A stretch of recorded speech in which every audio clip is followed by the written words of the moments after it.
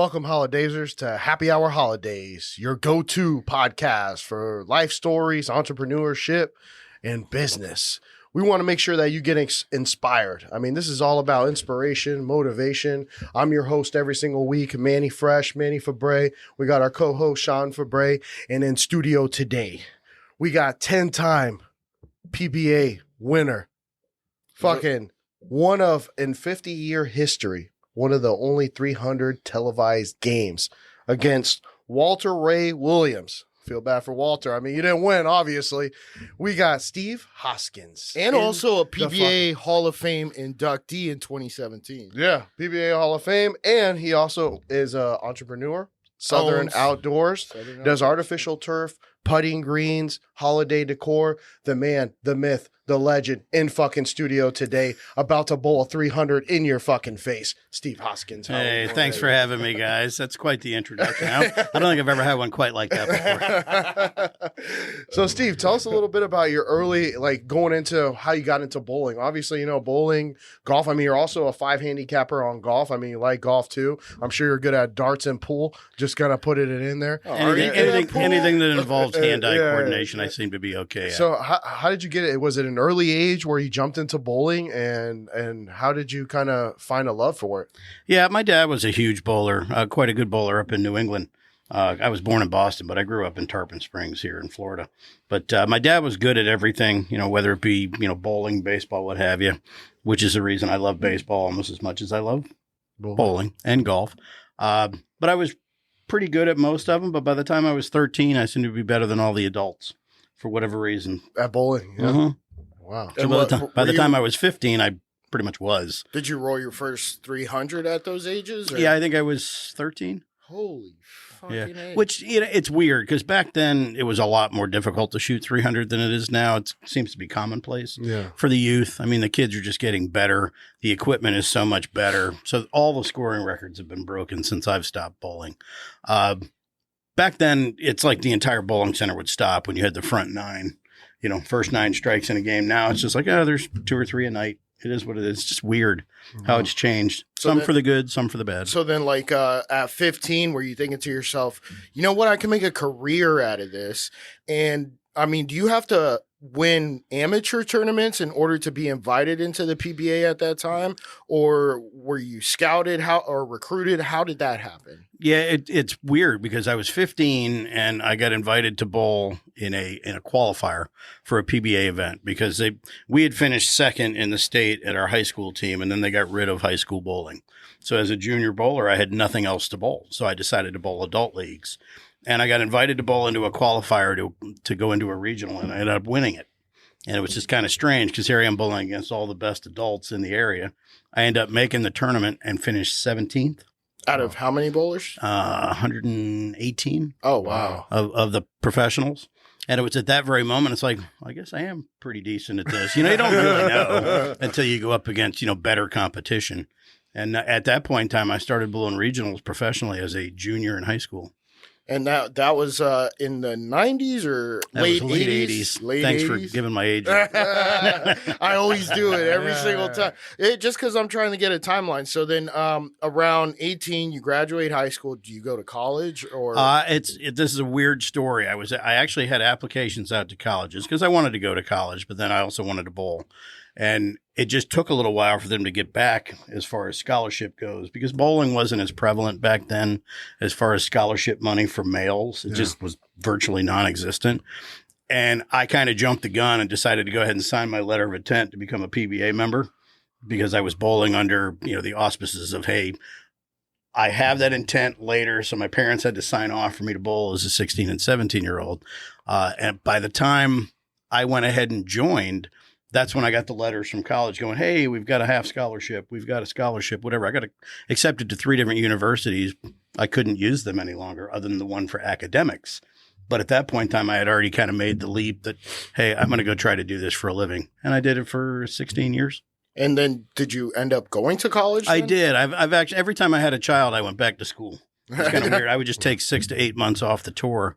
Everybody looked at me like I was crazy. And it's like, well, you know what? I want to be home for the birth of my children. And then for those people that don't know, you grew up in Tarpon Springs. Correct. Yeah. So then you Go went Spongers. to Tarpon High. Absolutely. That's what it was, right? Yeah. So that regional that you won when you were fifth or placed 17th, you were still in Tarpon High. Oh yeah. Yeah. And that regional was in Tarpon Springs. No, area? no. The regional was up in Hudson. Oh, okay. The pros used to bowl a regional in Hudson back in the day when we still had a bowling center there. And this was back when the country got divided into 7 regions. So we were in the South region, which to me was probably the strongest.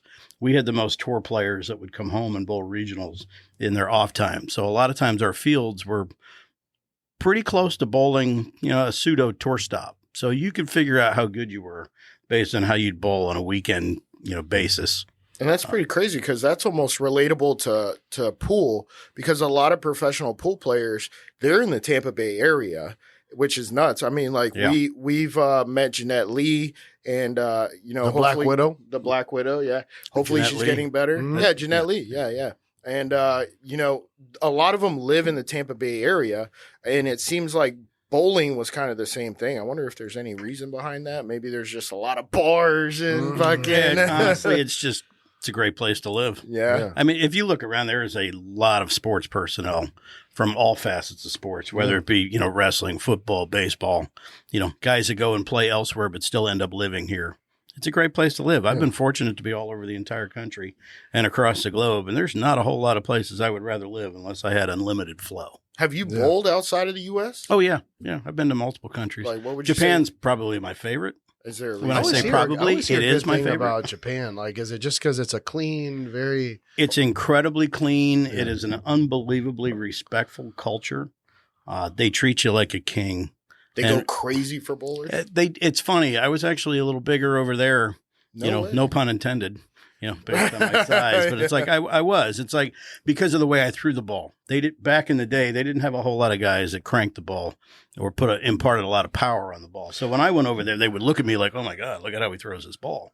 What do you think set you apart from all the other professional bowlers when you were just coming up? I mean, as a 15, 16-year-old, beating professionals. I mean, what was your game that really made you stand out? Yeah, so good. Yeah, I mean, was it pure power? Because I mean, you're built like my wife like the Juggernaut. I call you built like a bulldog. Yeah. I'm a smaller version of you. But damn, so that power was just able to kind of like power through like the strikes, and I mean also being able to like roll it down straight. I guess for I rarely ever threw it straight. Yeah, and it's weird. This. No. Well, I mean, like, I saw the ball. Yeah, and power isn't what you would think it is. Power isn't just being able to throw the ball firm. Yeah. It's about transferring the energy from your body into the bowling ball down to the lane, which then transfers into the pins. So it's almost like fucking golf. It comes from the legs. Similar. It comes from the legs. Correct. Yeah. The bigger the muscles you can use, the easier it is to repeat under pressure as well. Now, we were playing golf, I think it was a couple Saturdays ago, and you said that now people are not putting their thumb in the bowling ball anymore. I'm that kind of bowler just because I don't know what the thumb does. I think it's like erroneous. So I kind of just know how to spin it with my palm and my fingers. Right. Is there a reason why that's now prevalent? Well, they're able to impart power and spin and rotation on a ball with much less effort. The thumb actually makes it more difficult. So the guys back in the day that could do it with a thumb in the ball, to me, it's considerably more difficult. Not to take away from the guys that are tremendous on tour nowadays, because they are. I mean, they have taken advantage of what they're allowed to do, and they're exceptional at it. But it's like any other sport. You have different eras. I swear, people tell me I was born in the wrong era, even though I was one, I would use my thumb. I throw the ball like they do with my thumb.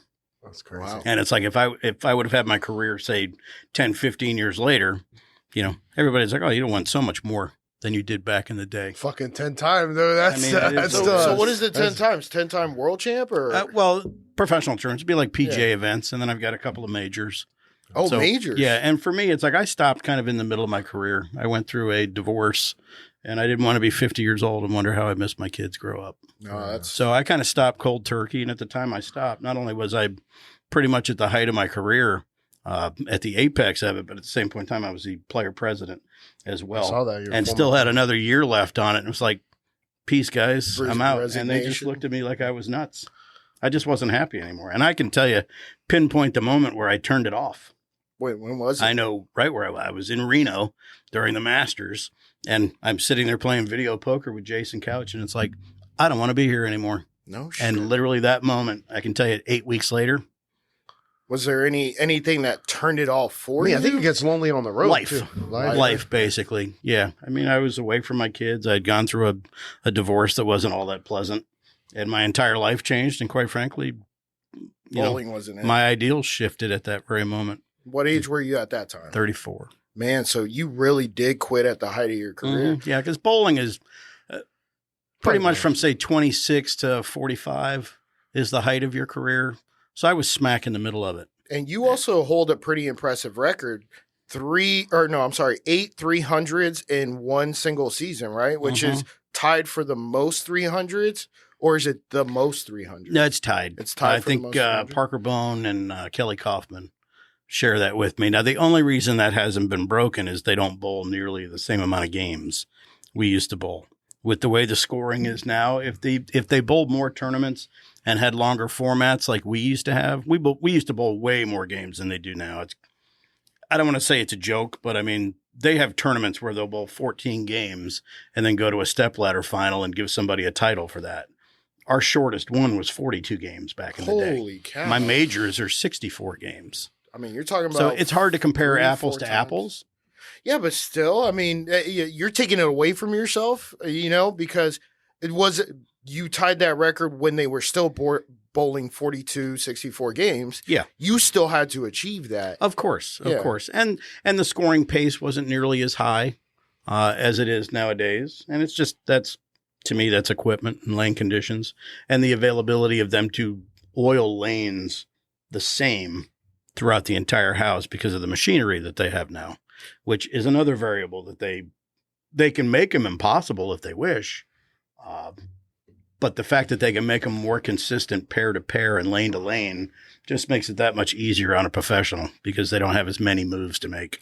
And I was actually going to ask about that because when I have been to a bowling alley, I have noticed lanes are different. They're not all the same. Of course. And the way they oil them up, are they oiling them from the pins forward or from the line back? From the line back toward the pins. Okay. And you might have patterns that are 33 feet long, which you've got a 60-foot lane. You might have some patterns that are 33 feet long, 35, 37, 40, 48. And the longer they go or the shorter they go will dictate how you play that lane. Not only is it left to right volume, but it's also front to back volume. Who dictates that? The PBA. The lanes keeper is like saying, "Hey, go fuck with these guys a little bit."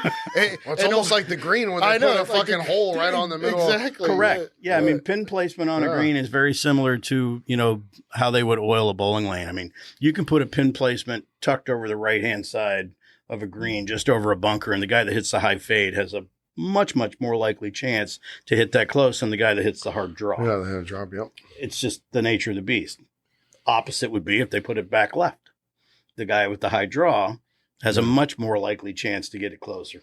Yeah. So then is it like it's just random? You don't know until you show up to the Now tournament. they put the patterns out and they tell you what they're going to play on. Oh, see, now, how are they not rolling more 300s then if they're giving you the secret sauce? They bowl a lot more 300s, but they don't bowl the yeah. same amount of games. So you might have a guy now that, leads the tour and bowls 400 games, 450 games, whereas back in the day, I think Walter one year bowled 1,250, almost 1,300 games in tournament play.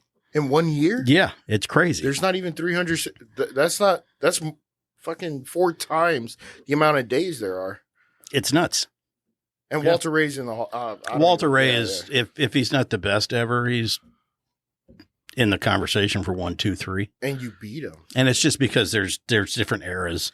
You had your Don Carter, your Earl Anthony, you've got Pete Weber, Walter, obviously, Norm Duke. There's quite a group. And PBA has official world rankings, right? They do. And I compared you to Phil Mickelson.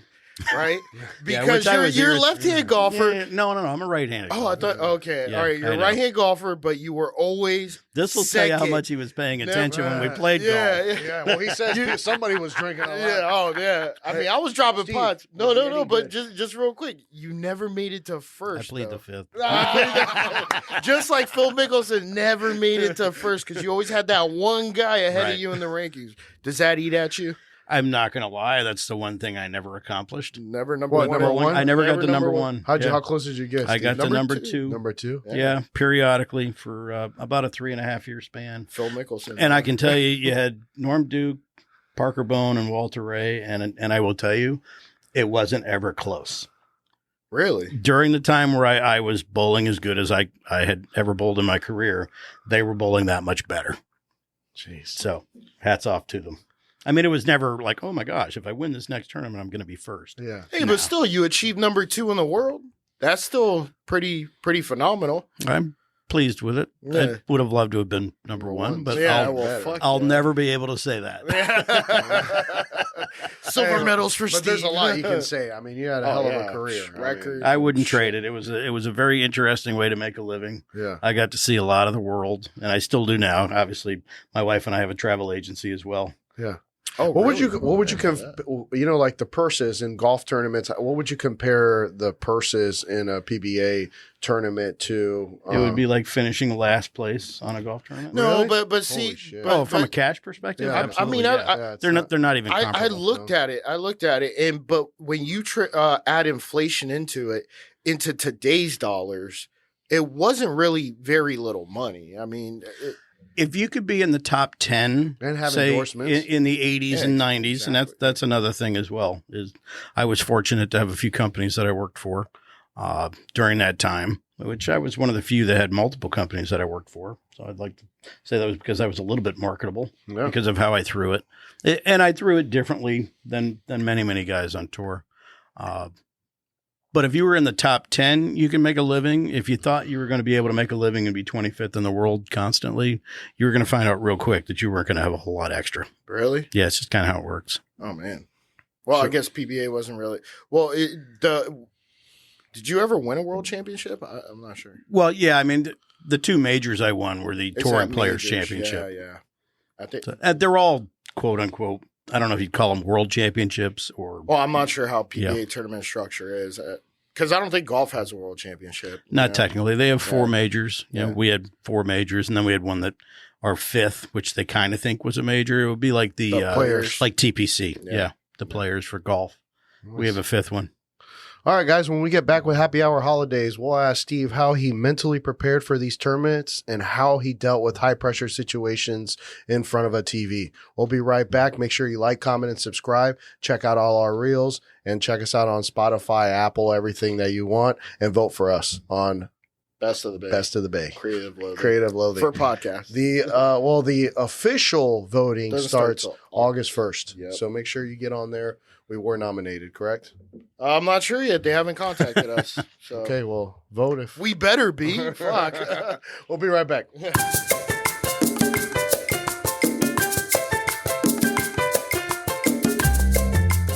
Welcome back to Happy Hour Holidays. You know, speaking here with Steve, I just, when you guys were on the professional tour, we'll get back to the other question, but how much shit talking was there really during the game?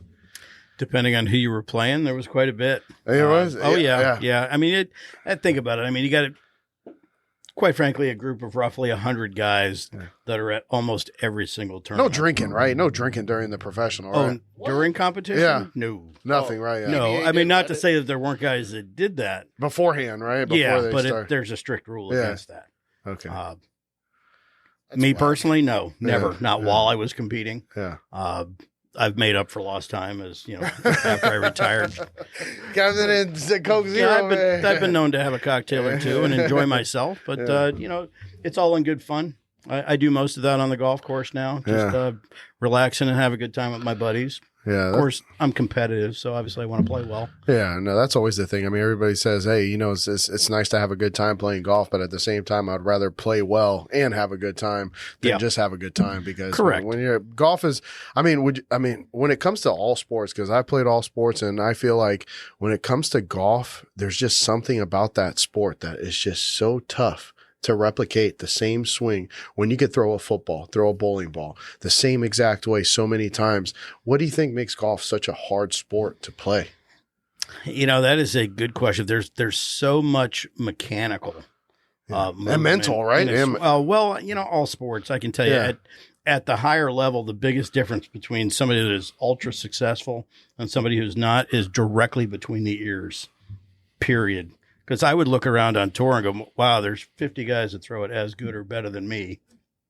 You know, that's what you would think. And then it's like, why am I winning and they're not?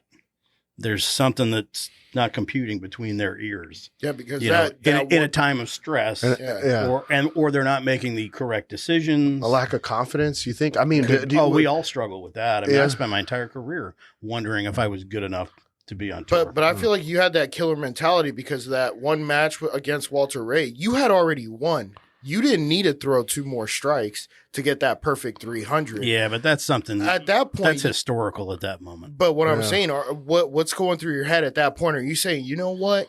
I'm getting the perfect 300 because I'm a killer, right? That's got to be the mentality. It's not so much that you're a killer. I mean, and it's weird because of the way I'd finished the previous game against Tim Chris or Jason Couch. Actually, I bowled Tim the first game.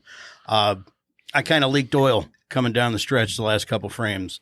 So it wasn't until I threw the 9th strike when I realistically shut Walter out that I even thought about shooting 300. It was about just winning the game and getting to bowl the title match against Steelsmith, the very next one.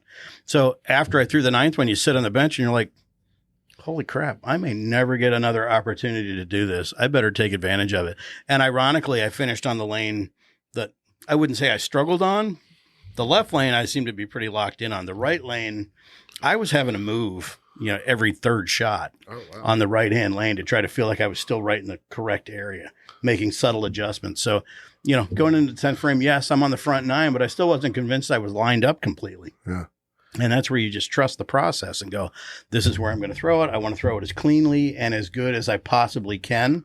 And fortunately for me, I threw probably 3 of the best shots I've ever thrown in my life. In that final frame. Do they switch during frames? Do they make you switch lanes? You'll alternate frames. Every single that way nobody has an advantage, right? Well, it's not so much that. This is the way it's always been. You bowl in a pair of lanes. Yeah. Where that came from, first off, I have zero idea. That's funny. That's a good question. During a match, does the oil on the lane start to dry up? Well, not only does it dry up, but it moves around. So you have to constantly watch how your ball gets thrown down the lane and how it reacts to the oil. And then the weird part is you also have to be very honest as to whether or not you threw it good. I see way too many people throw a ball and they'll throw it poorly and then try to adjust off a poor shot thinking, oh, the lanes are changing. No, you just didn't throw it very good. You know, realize that and just go, forget that one and go on to the next one. Yeah. So that's the biggest thing I see amateurs do is they make adjustments off of poor shots. And they don't know they threw it poorly, which actually... Well, no, they do. They do. They just won't admit it. Or they won't admit it, which leads me to my next question. Pros are guilty of that at times where it's like, oh, it's never my fault. Yeah, well, of course. You know how professional golfers have caddies? Yeah. Do you have a coach sitting next to you saying, like a hype man almost? Or is it a coach saying, hey, if you threw it a couple, arrows to the left or to the right, you would have, we're set up more like tennis where coaching is actually illegal. Oh, okay. Back in the day. Now they have that. They'll have a ball rep come out. And we had ball reps too, but as soon as the block started, they were basically supposed to leave you alone. So, and they become more, it depends on the person. Me with my ball rep, Billy Inger back in the day, it's like he was more of a psychologist. Yeah, that's what I was saying. Then he was trying to help me read a lane. Yeah. He would look at my mannerisms and go, okay, he needs something. He needs to talk to somebody to get it off his chest. And it might just be, he's just standing there and I'll say something, hey, I'm thinking of this. And he'll just nod his head. Okay. All he did was just solidify what was going through my head. You know, whereas golf, not only do they help you determine yardages and what have you, they are definitively a psychologist if they are a good caddy. Yeah. So that's why They can make or break you. That's why Rory McIlroy's caddy is fired. No, he didn't get fired. I'm just No, kidding. nor should he. No. I don't think most people understand just how unbelievably difficult the position Rory is in when it comes to that. You know, Well, that putt was difficult. Nobody, they see it's close, so they think it's easy, but that putt was I hard. mean, being a douchebag definitely tough. well, stop it. Rory's freaking awesome.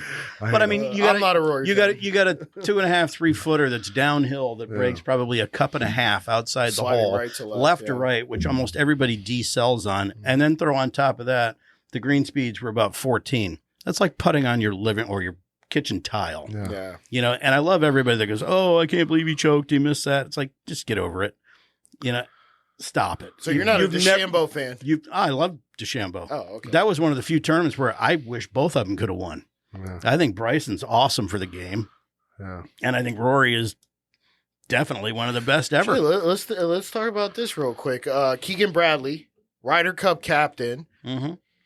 What's up with that, man? Oh, They couldn't find anybody better? I know he's Well, a three-time major they winner. offered it to Tiger first. He but denied Keegan it. Bradley isn't old. And usually the people that are captains are in like their late to mid 40s, right? 50s maybe. Maybe even 50 sometimes. Oh man. yeah, many times, and sometimes they're older. Why Keegan Bradley? They felt like Sorry? they shafted him. Well, I think he definitively got shafted when Zach Johnson was the captain, but you know what? Justin Thomas didn't deserve to be there. No, but as a no, captain, he you're didn't. also looking at who gels together, and Justin Thomas's record in the Ryder Cup has You're been right. spectacular. No, it's been really good. You can make an argument there as well, but at the same point in time, Keegan Bradley, you know, he is just a Likeable guy? well, he comes from a golfing family. I mean, I think it's his aunt, I'm not sure. Pat Bradley, who was you know, a tremendous winner on the LPGA back in the day. But Keegan is an absolute sports guy. If you watch the documentary, which Yeah, I did. obviously The you full have, swing, yeah. it's pretty badass. It is. I love very that. well done. Which Yeah. season? One or And two? number 2. Oh, I haven't watched Yeah. it yet. And so, I mean, I understand it. I mean, he is a massive competitor. He's obviously had an incredibly successful career.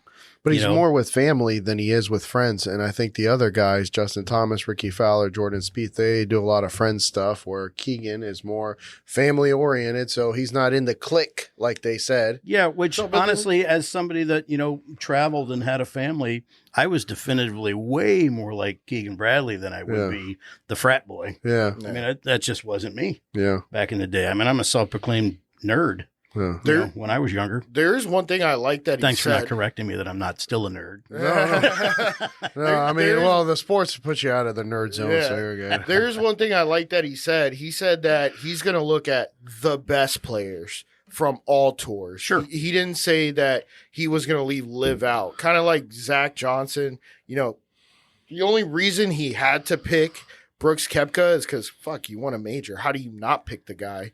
I mean, I feel like Zach Johnson was more PGA heavy, where Keegan Bradley is for the entirety of the golf game. Yeah, you also have to look at the time frame too. Look at how it's evolved since then. Well, this You was know, like, what, 2 years ago? Yeah, but put Keegan back in that place, and it's like, you know, he's then between the rock and a hard place. Yeah. You know, they're attempting to come together, if at all possible, down the road. Well, they're negotiating. right. Yeah. Taking the Whether- same money they frowned upon. Yeah. Yes. Whether that's Yes. going to happen, well, you know, No, that's a the fact whole from Saudi the oil PIF. BS is just a But bunch that's of the crap. but It that's is, it is. but that's the Do way you that, drive a car? Yeah. Okay. Well, that's- I'm but that's- gonna- your oil. But that's the yeah. way ESPN advertised every time they Saudi Rebel League. Saudi Rebel, you know, It's it's like, like, what the fuck are you but talking now about? all of a sudden PGA is going to take the money and it's PIF fund. Yeah. Yeah. It's Yeah. like- Exactly. Come on, guys. Yeah. When's the last time you heard Saudi? Yeah. No, Yeah, I haven't. You haven't. Yeah. Yeah, because Yeah. PGA doesn't want to put that out. That Hey, doesn't we're fit taking the same narrative. money. Unfortunately, ESPN has become unbelievably political, Yeah, which they is are. why Become that just like it, Disney. it almost doesn't go on my television anymore. I wish I didn't unfortunately. have to. And I used to love that network when they Me first too. came out. I used to watch it I used religiously. to love it. Yeah. Yeah, I used to watch ESPN Sports Center every single morning before I went to school religiously. I mean, that was my What was shit. it? First Well, look. or Yeah, some the shit? top 10 plays, the top Yeah. not 10 plays. I mean, Yeah. I was obsessed. I always with that. liked the not top 10. Yeah. Yeah. Those were always. But it's Hey, just You were probably on ESPN once or twice for couple of bowling. times. Yeah.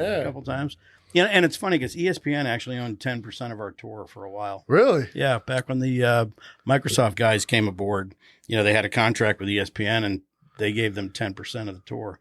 What was so mind-blowing to me is they never promoted it.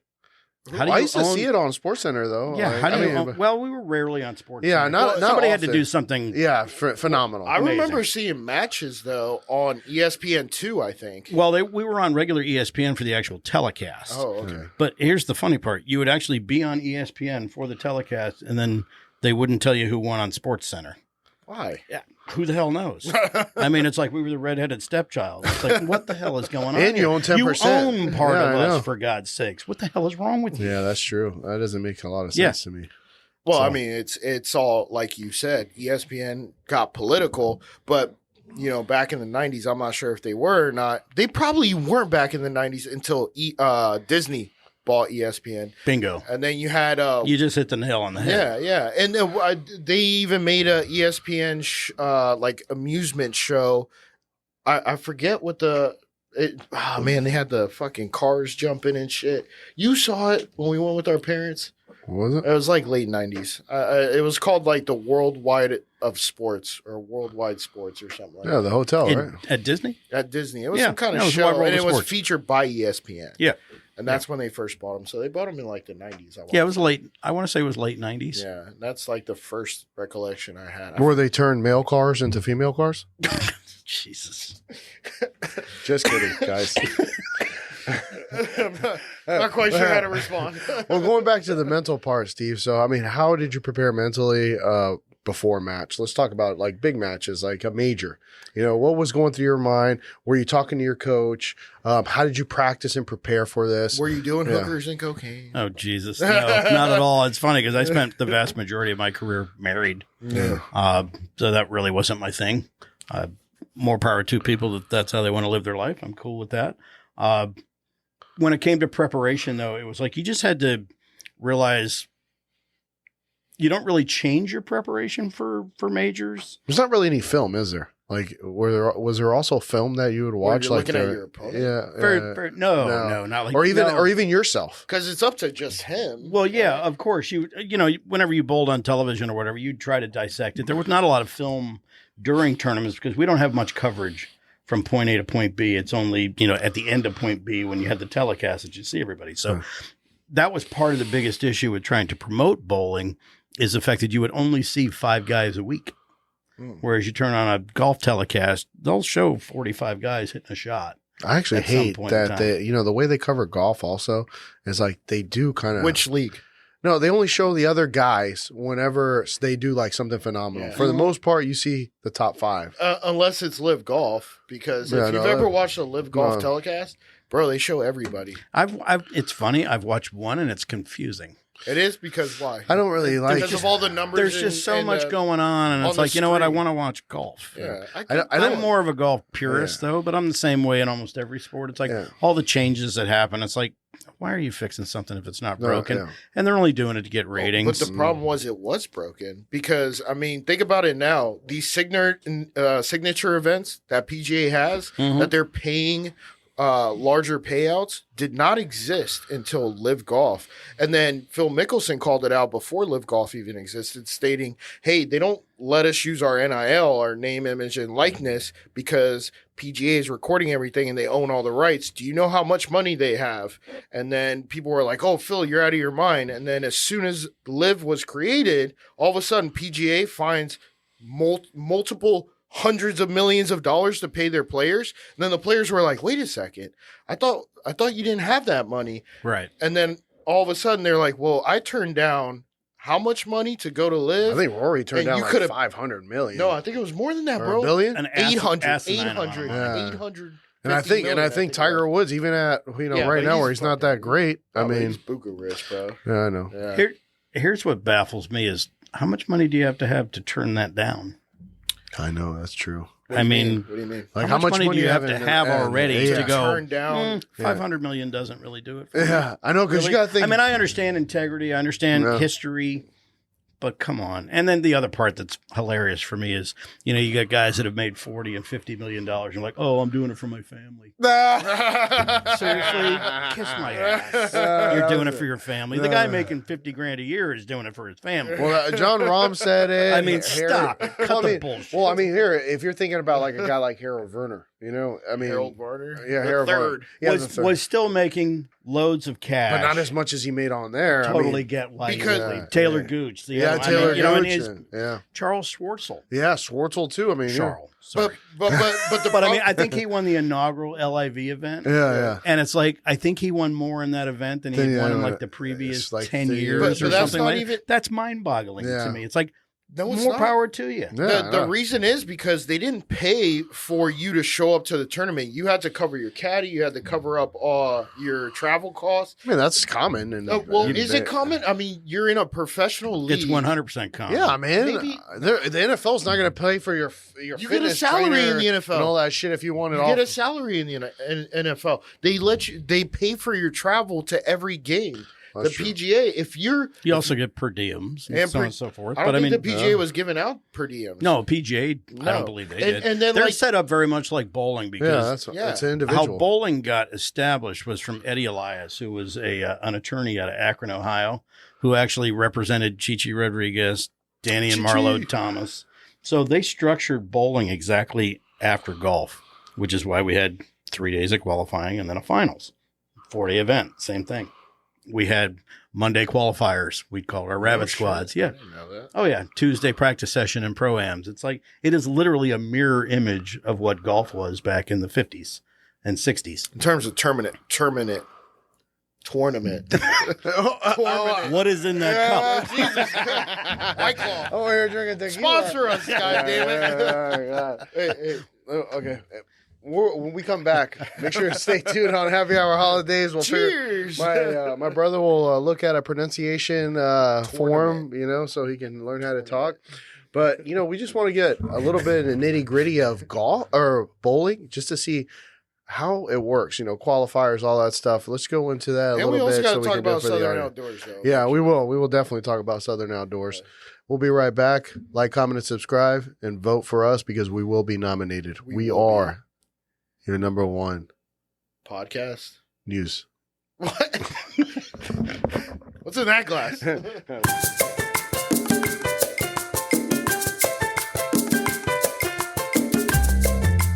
Welcome back to Happy Hour Holidaze, your Italian news station for everything in between and everything out of here. We're making very good wine.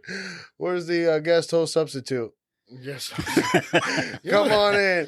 I don't know where the fuck this guy's. We're going to the bullpen here. Cheers, gentlemen. There we go. All right, guys. So, Steve, besides that. When you cheers, you got to drink. No, I was going to drink. Mm-hmm. So, Steve, you honestly pulled out of bowling a little bit early. You probably were at the prime of your career, but obviously, family comes first. So how did you pick up into the putting greens, the artificial turf, the holiday decor? How did you get into this space? And how, obviously you like golf, Yeah. You're a pretty decent golfer, 15 handicap, not too bad. Good luck. Oh, wait, no, 5. No, that's perfect. That means you give me one aside. But we play for your office? Whoa. Good, it's leased. They can deal with it. But so how did you get into that industry and doing the artificial turf? I mean, it's a successful business. You've been in business now for a while too. I mean, creating all kind of awesome putting greens, great quality as well. We're not going with the cheap shit that's $7 a square. We're going with the high end stuff. Where did you get this business idea, and how have you turned into a successful business? Yeah, it kind of happened by accident. Really? Quite frankly. Oh, yeah. Shit. I had a car lot for 10 years, and of course I worked for a bank. Car Zone, right? Yeah. Yeah. Okay. After I retired from the tour, I went to work for a bank and did subprime financing. That's what I'm really versed in. Uh-huh. And my brother-in-law actually worked for me at the car lot and jokingly said, "Hey, would you want to start a different business and possibly do, maybe landscaping, something like that?" It was ready for me to do something different. And I'm just kind of like that.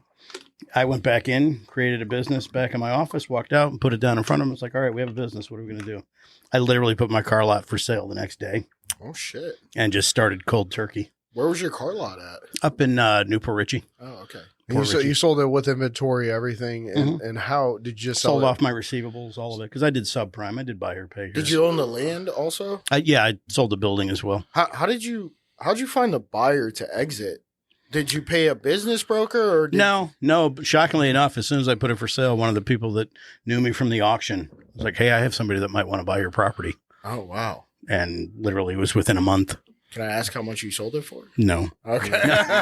I would say so. That's confidential. It's public record as far as the building goes. I Yeah. mean, it is what it is. Well, the How much did you sell the building for? Oh, the building, I think it was $250. Oh. It's just a small Well, place. how long ago I mean, we're was going this? back to 2017, 2016. Oh, It so was you way started this before. recently. Yeah, I've been doing this about 8 7 years. years. 7 years. 7 years. I mean, as long as we've been in business for Yeah, no, 16. My father also had a company doing this when I was a kid. Oh, Not artificial turf, but I mean all types of outdoor stuff. So for me, I was very used to it. And it's just one of those where we started from scratch. And then as far as the holiday lighting portion of it, one of my buddies had a holiday lighting business, asked us to help one day. Literally halfway through the day, I'm like, this is spectacular. How about if we buy your business and you come to work for me? Because I can scale this way quicker than you can. And we've had that for 5.5 years and have more than quadrupled billing. Is it still the same company? I advertise it out of the Southern Outdoors, but it's actually Holiday Lighting of Tampa Bay. I have 3 separate companies. My brother-in-law has one. We have Holiday Lighting of Tampa Bay together, and then I have Southern Outdoors that does nothing but outdoor beautification, basically, if you will. Whether it be artificial turf, putting greens. I do a ton of landscape lighting, obviously the holiday lighting, and I dabble in pavers. I don't do a ton of pavers any longer, just because I truly enjoy working with the artificial turf, more so than anything. Yeah. So the holiday lighting, have you seen those all around or all year round holiday lights that can be installed on the house that look like it's part of the house, but when you turn them on at night, it actually has I don't know if they're LEDs or whatever they may Yeah, they be. are LEDs. Do you guys install those too? I do. They're not holiday lighting, though. That's the funny part. They're completely different. Yeah, The you old- can do like I'm not 4th sure. of July and turn them blue, green, So whatever. what is holiday lighting? Correct. Well, that's like strip lighting that goes underneath the soffits and so on and so forth. Holiday lighting itself, the old classic C9s that stick above and stick out, whereas the ones you're talking about are just affixed to the actual house themselves. They're permanent lighting, which we do that as well. It is not a substitute for the classic holiday lighting look. So if you're looking for true Christmas, C9s are definitively the way to go. And is this permanent where they're buying, or are they just leasing all? No, it's a leasing program. Yeah, I Okay. do a 3-year lease with an option for year 4 and 5. So my customers can actually look at their budget and go, hey, I know what my cost is going to be for my holiday lighting for the next 5 years. And I'm good with that. And even during COVID, when the prices started to go up and, my employee costs went up, I kept my pricing the same. I never altered any of those contracts, which is why we've had a 98% retention rate when they had to renew. And they knew, the price increase was coming. But it's like I didn't change it at all during COVID when it became a cluster for everybody to deal with. Yeah, it's a fucking. And I think, as I say, 98% of my customers totally understood that and appreciated the fact that I didn't gouge them. And because that's you why could have easily got without a doubt, hey, my cost is so much higher. I don't want to do it anymore. It's like, no, I signed a contract with them and I honored that. And that's how we do business. And I think that's why we have grown so much without any advertising. It's kind of incredible. Advertise at all. Don't spend $1 on it right now. You call it C9 light bulbs, right? Mhm. That's what they are. Are they the ones that kind of look like a candlestick? Yes. Okay, I know Very exactly much so. what you- And then we'll affix them with either magnets or gutter clips or shingle tabs. So It depends on the non-invasive roof to the line. house, right? Non-invasive to the house. Not at all. Yeah. So then you probably bought a shit ton of lights. Then We have a lot. I'm assuming you went through a distributor. Yeah, actually, one of our distributors is the same one that would supply Busch Gardens or Disney World. Oh, So wow. you're getting commercial grade lighting. You're not purchasing this stuff at Home Depot. or Lowe's. No offense to Home Depot or Lowe's, but that's homeowner grade. We're commercial grade, which is why I can do full warranties for upwards of 5 to 7 years on these lights, and I have zero concern. What are we talking about? Like just a standard cost for like a 2,000 square foot house? You know, that That's a square. Yeah, It's that's a square. Well, It wants to do like or lighting, and then rectangle. what are we talking about? Like for a package? Like what do you have your packages? And none of these are hard quotes. These Oh, are of just course. the Yeah, 'cause generalities. every house is different and every house is custom. It depends on trees. I mean, I can do anything and everything, or I can do very minimal, which is just a roof line for customers. Typically on your average, say 2,000 to 3,000 square foot house that has a normal linear footage in the front, we're going to be somewhere in the ballpark of $800 to $2,000 a year. Wow, that's not bad. And how long do they have it on there for? Is it from October or is it from We have December? some that get installed as early as the third week of October. And That's when they want them. And a lot of mine will say, hey, I really want to be able to flip the switch on Thanksgiving. And make them a different So when they color. put their deposits, and we start taking deposits in May, Wow. you know, and of course with ours, they're under contract. So they just tell me how early they'd like it installed. They go, hey, my drop dead date is November 12th. Great. Let me know early enough and I'll make sure you're done by the 12th. I may do it the third week of October and then we don't ever plug it in or flip the switch, you know, until that day that they want it and they're ready to go. Is there any of these lights that are where you, like we were talking about, where you can change the color to a holiday? So let's say it's Thanksgiving or it's or orange Halloween, and and they brown. want orange and black. The lights to show up orange and black, or are these are primarily for Christmas? These are for Christmas. The Right. vast majority are the warm white Christmas, but I do have colored options when it comes to that. As far as individual lights changing colors, I do have morphing lights that will change multiple colors at the same time. Gotcha. But as far as the technology so far with the individual C9s, that's not quite there yet. Okay, And it's from a cost perspective. gotcha. It would be incredibly expensive to put those chips in each and every one of those bulbs. You would quadruple the price right out of the gate. What happens during, say, a hurricane and some of these lights come I mean, unaffixed? December is not really hurricane. No, season. but if they are asking If for we're putting them up to October, the end of October, though, Yeah, they because still have- we've dealt with that already. It was you kind guys of come back out at no cost to reaffix the lights? we or- typically don't cover acts of God or nature, exactly natural events. Here's the weird part: is last year we had a storm come through with 65 mile an hour winds. We totally expected our phone to ring off the hook the next morning. Not a one. Yeah, I was blown away. it's only like 65 miles an hour. right, but I mean, you think about it, Yeah. something's going to come unaffixed. Yeah. Especially on trees. I mean, if you just think about maybe not the Yeah. roof line so much, but the trees. Yeah. I mean, the other trees, branches falling off, hitting the Yeah. other trees, And that I think that has everything to do with installation process. and the quality and Yeah. the customer I service mean- that you provide. Correct. But as a general rule, I can say without hesitation, we have never charged anybody to go out and fix anything. Yeah. That's That's just good. kind of our MO. It has not been anything that's been rampant. Which I think is a good business practice. Like for us with Febre Frameworks, we don't charge people to reschedule when other real estate photography companies do when it rains. Right. It's like, well, hey, you can't control the weather, neither can we. Why are we Correct. going to charge you if it's raining? There's nothing we could do. There's nothing you could do. It's kind of similar to that aspect. Now, if they cancel the last minute and say, hey, we got to cancel. I don't know if we do charge. Actually, Manny would know more about that. No, we don't charge Yeah. for. We do what we do is we do the interiors and then we try to reschedule the exteriors, so Yeah. it makes it easy on the. Or we can just reschedule the whole shoot and we charge you $5,000 for the reschedule. I wish we did. Cash, Cash. unmarked bills. Unmarked bill. Non-sequential. Consequential. Keep the die to yourself. But it seems like you got a pretty good grasp on that. And then I know we pivoted away from The artificial turf and the, the putting green. artificial turf. Yeah, putting greens are my specialty. Yeah. Obviously, I love golf. Golf has basically taken its place of bowling Yeah. in my life, where I just absolutely love to do it. I love to do it. It's just too. something I enjoy, and what's so crazy for me is people are like, well, don't you only want to play with really, really good players? It's like, no, Whoa, wait. I don't care. I mean, Steve, they can't be I'll even play with the two of you. I was about to say. The gin has gone down. Okay, damn it. Hey, listen, I played good that Saturday. You did. I didn't You play did. horrible. That's not what he said. He played plead the fifth. Plead the fifth. No, the only reason we got third place, the only fucking reason we tied for third place is because I made 2 putts over 20 feet on that par 3 and on that par 4. I was the first one to putt. I didn't see no apparently lines. This has I'm become dropping the them Sean in. show. Oh, the Yeah, Sean. it is. Nah, man, hey, I'm a good Steve, golfer. I'm a good golfer. We'll see when we play Cypress Run That's with right. Steve, and then we'll put a little bit of money on and see if your little dick can get out of his pants. Hey, as long as we're playing handicaps, I'm down. Oh, here we go. What do you mean, USGA or the gin handicap? I'm a 17.3. You owe me strokes. You owe me strokes. Let's go, baby.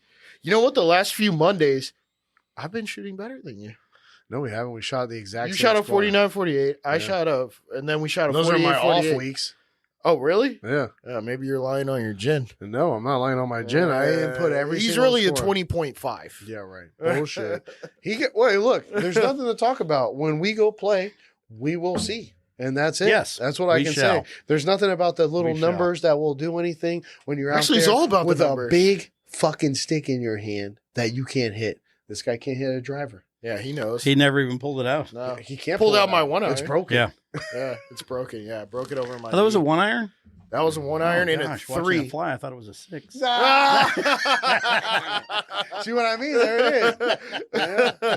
I mean, he ain't lying. Well, he's useless when it comes to anything. off the tee. driving. No, not entirely true. Yeah, it is. If it's a 300-yard hole, I can hit a 9-iron, 180, 155. That's right. 155. I was Yeah, gonna or say. 127. One time, One time, get the fuck Get out to of here. the- That's not true. Yeah, now he's lying through his Yeah, teeth. Damn, I wish I would have done that one, but That's Well, funny. why couldn't you?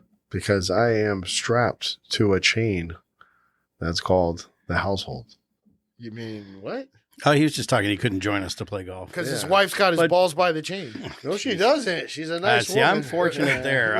I have a wife that absolutely wants me to play golf. Really? She loves her alone time, and she knows that if I play enough golf, I'm always in a good mood. Yeah, I know. So, I would say I Have could, at it. I could. We play- work hard and we play hard. That's I mean, right. My wife works just as hard as I do, Yeah. and she's very successful at what she does. What's What your is, wife what, do? yeah. What is your? We have a travel agency. Oh, nice. that's where. Yeah, Yeah. Missy Hoskins Cruise Planners is our franchise.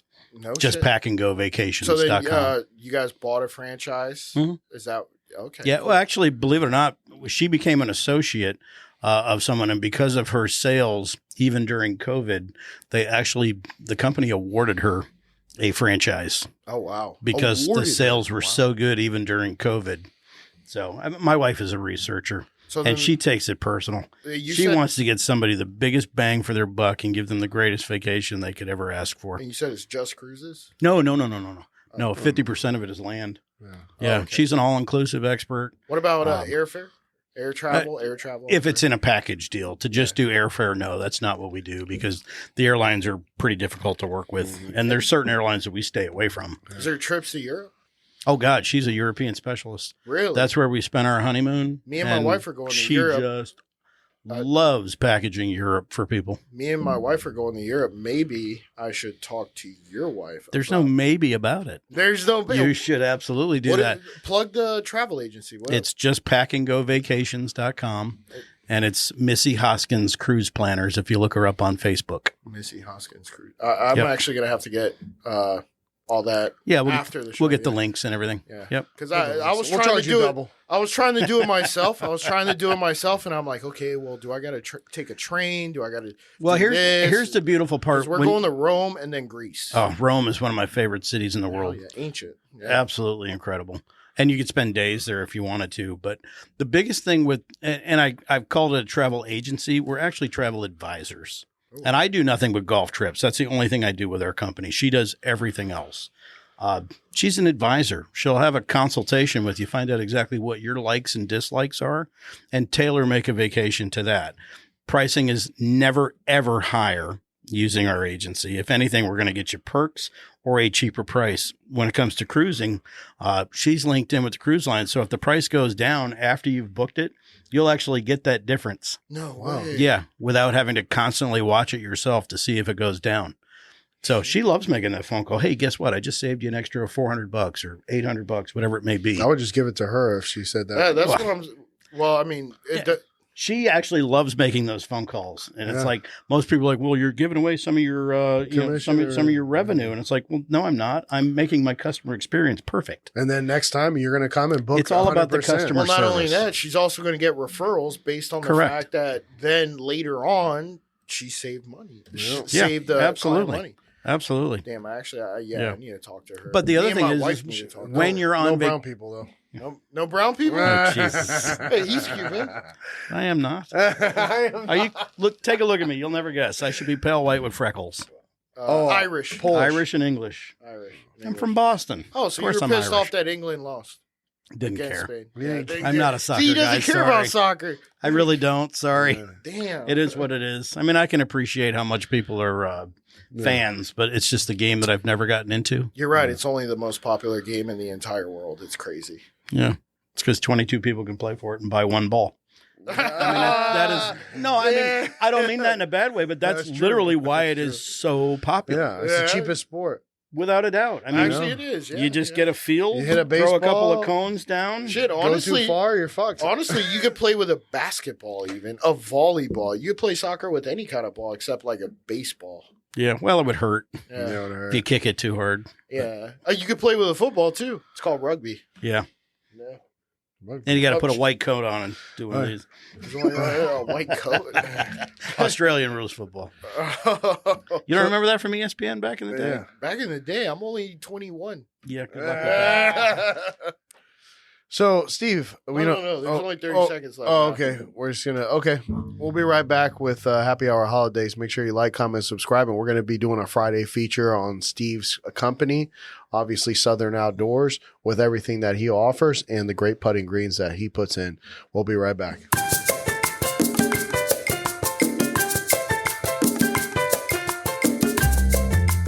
Welcome back to Happy Hour. Stop doing that shit, bro.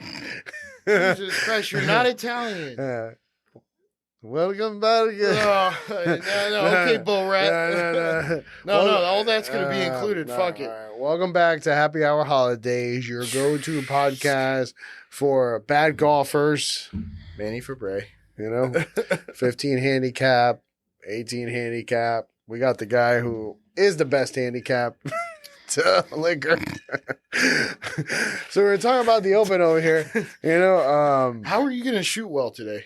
don't worry about it. Once You I guys get- are playing today? yeah, 5 holes. in a Wow. league. Yeah. Yeah. I'll be perfectly fine. But anyways, the Open. Who are your picks for the Open? I mean, I know that Rory's probably going to finish last. The dirt ball. Yeah, he definitely is. That guy's And then garbage. Oberg's going to Stop choke on the fourth round. Oberg always chokes on the fourth And round. Tiger Woods should just be a water girl now. All right, I'll give you my 5 picks. Clearly, number 1, Scotty Scheffler. That's without a doubt. Scotty, number 1. Number 2, I'm going to go with Bryson DeChambeau. Number 3, I'm going to go with Oberg, even though he choked. Chokes. And Robert McIntyre won the Genesis Scottish Open. Number 4 is going to be, I always throw this one out there, Colin Morikawa. Number 5, I hate to say the name, but I'm going to say it anyways, Rory Mac. Tournament? I hate him. I hate him, but I'm going to pick him. Number 5, Rory McIlroy, I think is actually going to do it this time. All right, perfect. Now that we got But that he's your out of the way. 5th pick, but you actually think he's going to do it. So should I think he can do it. He could do it. He could do it. Because, like, we're in pools, and you got to pick 5. So those are my 5. All right? All Me? right. Yeah. Go for it. Okay, All go right. for it, All go right. for So it. I got Robert McIntyre. Okay. He just won my the Scottish God, Open. bro. He's on a good streak. Fucking The guy piggyback, plays one links. win. Doesn't matter. He plays links golf well. Okay. This is European. Then we got obviously Scotty Scheffler. We got to include him in there. I don't know how Okay. you didn't pick him first. Then we got to go Oberg. You know, Oberg's been playing some You good just golf. talk shit about I know it Oberg. doesn't matter. He still plays good. We're gonna silently pick Brian Harmon because Brian Harmon won the last year's. Was it last year's? Yeah, it was yeah. last That's what I'm saying. The waggle will end up working, and then we want That's a strong move there. yeah, and then we're gonna go to Bryson DeChambeau and we're gonna go Brooks Koepka. That's 6. That's 5. I had Oberg, McIntyre, Bryson DeChambeau. Brooks Koepka, and number 5 was Brian Harmon. That was 5. Yeah, I don't know. I thought he had 6 too. I thought he did have 6. Weird. I think he said one more. He Brooks probably Koepka, did. I think. No, I had Brooks. Look, McIntyre, Oberg, Brian Harmon, DeChambeau, Koepka. I feel like he said one I more. do too. Who was the We're gonna other? have to rewind. I'm not even sure. Tells us we're not really paying Red flag attention to him. challenge. There's no challenge here, VAR, okay? Oh, no, it's recorded, so we'll see. All right, so who do you got, Steve? I you say you didn't mention Scotty Scheffler. Oh, that's right. So you did say 6. I did say say All right, 6, yeah. we're not crazy. All right, Yeah, so we're take out Brooks and leave Bryson. Okay. Okay. Wow. I'll go Scheffler, Uh-huh. McIlroy, DeChambeau, Brooks. Oh, Brooks in there. Just going for all the favorites. You got one more. Yeah. I like Morikawa. Yeah, Morikawa. I do. Man, He has just been right there. About And Tekala. Oberg's hard not to go with. That Yeah, that Oberg- dude's going to be a Oberg stud is for really years hard. if he's healthy. I mean, and here's the thing about Morikawa. For the last few majors, he's been there. I like Victor Hovland too, as a sleeper that's not What necessarily happened to him? playing very well. His What emotions, happened his to him, emotions. man? It's his emotions. Because I mean, he was Could be the leading- Norwegian grass. Yeah. That guy always looks high as fuck, man. That guy always looks like he's baked out. I forget who the one guy that did it. He was talking about Happy Hovland, Norwegian grass. I did not make that up. I heard that somewhere else. No, but he I'm definitely. piggybacking. I just saw him lose his shit at the Masters. Remember? I don't know if you remember that one What do where you mean lose his shit? like he putted it, he missed it, then he putted it real hard, and then he putted it pissed again. off. And actually, he would have made the cut if he wouldn't have had that little episode because he was like one off the cut. What is he? And that killed him. He's 23. Oh, no. Hovland's gotta be 27. 27. Yeah, I would say 27. 28 And on he's that. never won a major? He's No, 27. He hasn't won a major No. yet. But he did win the tour championship. Yeah, I mean, I would rather dude's take. spectacular. Yeah, he's still a good golfer. You know. Beyond good. Yeah, I mean, but you got to think about it. I mean, it's so tough to be consistently good. I mean, with Scotty Scheffler right now winning as much as he's done, 26, yeah. so I mean, How does he man, not win? I really think it's all golf is completely like Steve said between the ears, and that's also with every sport. Because I mean, how do you like play so well and then all of a sudden just fall off? You know, Who are you talking about? just in general. You know, just the way golf because is. Scotty, for whatever reason, this year he's won 6. He's won 6 before July 1st. There's Yeah. only one other person that did that. we all know who he is, It wasn't Tiger. Jimmy Woods. No, it was Jack Nicklaus, right? And then there was one other person. I think it was, Was it? I think it was Jack Nicklaus and Sam Snead. Fact check. Yeah, fact check. that. Yeah. But I mean, PGA Golf Channel was fucking putting that shit out. He's only one of 3 people that have done it. I love some of the stats they come up with. You know, he's Yeah. the first person to do something after 5 o'clock on a day that isn't why. It's like, come on. I love it when they start to do like basketball stats. Well, it's first person to score 12 points, 9 rebounds, 3 steals, and only commit 2 flagrant fouls in the same game. Yeah, that's- Hello. Well, I mean, they got those stats with Caitlin Clark. So, like, Caitlin Clark, you know who she is, right? Of course. Yeah, she plays for the Indiana Fever. My She's daughter-in-law is lucky. a basketball coach. So she's like the first rookie female WNBA player to ever have a triple-double, which kind of blows my mind. Triple-double. That's what they Okay. said. Huh. All right. I didn't know I that. I tell you what. I thought that was crazy. You can say what you want. She has brought a lot of attention to the I like WNBA Caitlin Clark. because I can I tell think you, she's good. I've never really watched it before. I still don't watch it. I still I mean, don't watch shit. It is what it is. I'll I look at mean, stats. That's Yeah. about it. I mean, obviously they're pounding it home in the media. You know, Yeah. they want have you to to. watch it. They're Yeah. looking to get advertisers. I get it. I mean, everybody wants the advertising dollar going toward their sport. But And you know it's working. she's obviously actually. incredible at it. This year, every game that she has played in has actually had record attendance for that arena. There must be nothing to do in those cities. There aren't. It's fucking You Indiana, ever been bro. to Indianapolis? No, it wasn't Indianapolis. Well, that's where she plays. Yeah, that's Oh, what she plays. okay. Indiana Fever. Pacers. No, That's so they probably play in that arena. yeah, Indiana yeah. Fever. Oh, they're the Fever, yeah. And then they tried to, Is that what they're I think called? they're called the Indiana Fever. they're called the Indiana Fever, yeah. And she got Rookie of the Year, I think. You know, The they can't call them Chiefs or Redskins or anything, or they'll change the name, or the Indians, you know? Can't call anybody what that. if they were called the Indiana Yellow Fever? Yellow fever, you know, you have to change them because you might offend 15,000 people in a circumference of 1 square foot. I think you're giving them too much credit for 15,000. I think it's more like, 1,200. Yeah. Anyways, so we're wrapping up this show now. Yeah. Is there anything that you want to leave the audience with? It could be tidbits of advice. It could be about Southern Outdoors. It could be about the travel agency. It could be about the holiday lighting, your bowling career, anything you want to say. Wow. Give me a few more options. Motivation. About your terrible golf game. Your horrendous golf game where you contributed nothing during our screen. Wow. Damn, Chuck, is that what he said? It's a good thing my feet are up.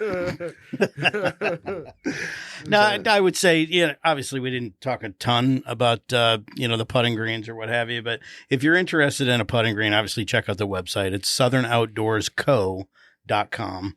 You can check it out there. Obviously, we have the travel agency. If you want to travel to play golf, call us. I'll take care of that. Or if it's, a European vacation, an Alaskan getaway, all inclusives, cruising, we have access to every bit of it. And we have the franchise that we own is in the top 10 of franchises every year, voted every year. So the support system is incredible. Obviously, my bowling career was an incredible way to make a living. A fun way to see the entire world, which is awesome. And what was the determination in, like, as far as, like, when you were a 15, 13-year-old, kid and you were beating professionals? I mean, your mindset, just to tell the audience, I mean, what kind of mindset does it take to beat professionals at such a young age and have that confidence? Well, I wouldn't say I was beating them. But you were, by the time I was hanging in there. late 15, I began to compete. Yeah. But what did it take mentally to be able to? Awesome. Yeah, they're unbelievable. I mean, you're talking about people that hit strikes every single time, but I mean, you were there competing with them at a very young age and having some kind of self-belief, something that you were telling yourself that was helping you get through. Hey, I can be here. That's the biggest struggle, quite frankly, and that's that self-belief, and I think that's where today's athletes, because it just seems like everybody is so unbelievably narcissistic when it comes to how they approach everything. It's like they want to be stars before they've ever beaten anybody. Caleb Williams. But I actually believe that helps them, because in their own headspace, they actually start to believe it. They say it enough that they believe it. So it's one of those things where it's like you can believe it into reality. Whereas when I grew up, it was like, boy, you had to win something to get an award or be told that you were good at something. You get a participation award. Correct. Yeah, we didn't have those. If you finished, outside the top, guess what? You got nothing. You got the pat on the back. Do better next time. Yeah. So I guess what I'm saying is, back then, it's like you fought those demons over and over and over again. It was trying to get the headspace correct to compete at that level, which I think a lot of the people today, at least outwardly, show that that's not an issue. Inwardly, though, I think that's where you look at the ones that are successful. They've dealt with it. They've embraced it. They've figured out how to overcome it. The ones that act like they're tremendous stars but never seem to win anything, I can guarantee you they are a jumbled mess between the years. That's just not a LeBron fan. Neither am I. MJ. But damn, that dude's awfully good. I mean, he is good at. He is just. What does he have? Only 3 championships? No, he's got more. 4. Than that. He's only got 4. Either way, the guy's a pussy. It's a different era. I mean, again, I'll give him credit. He spent his entire career and has never been in trouble. And in today's day and age, with the media scrutiny and how they want to just bring everybody down that is at the top, I'll liken it to Derek Jeter. And I'm from Boston, so I am by no means a Yankee fan in any way, shape, or form. The dude played 20 years in New York and never had a scandal. Besides spreading herpes like a wildfire. Well, that's totally different. Is he moving to the villages? Well, they don't need any more there. Jeez. But it's like, so I can respect him on that end. Yeah, not my favorite player. I'm a Michael Jordan guy and a Larry Bird guy back in the day. I mean, the Bird Magic era was, magical for basketball. if you will. I'm not even a basketball fan, and I loved it back then. Do you know that MJ's the only one that really came out of all the guys that you mentioned? Kobe, Michael, Bird, Wilt, Bill Russell. All these guys never said they were the greatest of all time. LBJ in an interview said, yeah, I'm the greatest basketball player to ever live.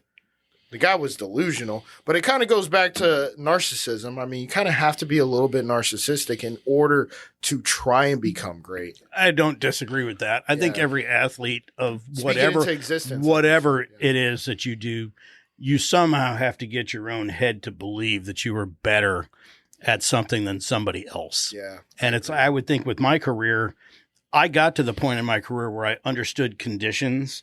And when I had it, I knew I had to be good.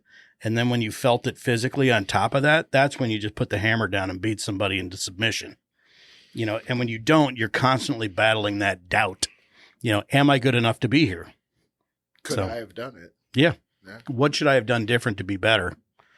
But isn't that a growing point also, that your self-realization that you can acknowledge failure and try to learn from it, where most people would say, I failed. That's it. I'm done. You said, you know what? I failed. What can I learn from it in order to succeed the next time?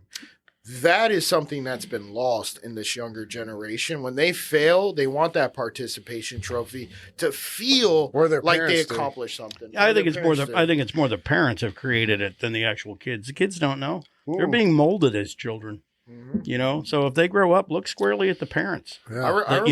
If they feel entitled to something, figure out where that came from. I remember I was No, go ahead. I was just going to expound on one thing you said about, when you're losing, you learn something. There's that saying, I learn a lot when I lose. It's like, you know what? I'm not going to lie. I learned a hell of a lot more when I was winning. Exactly. Oh, sure. I got a bigger dick than everybody. Jesus.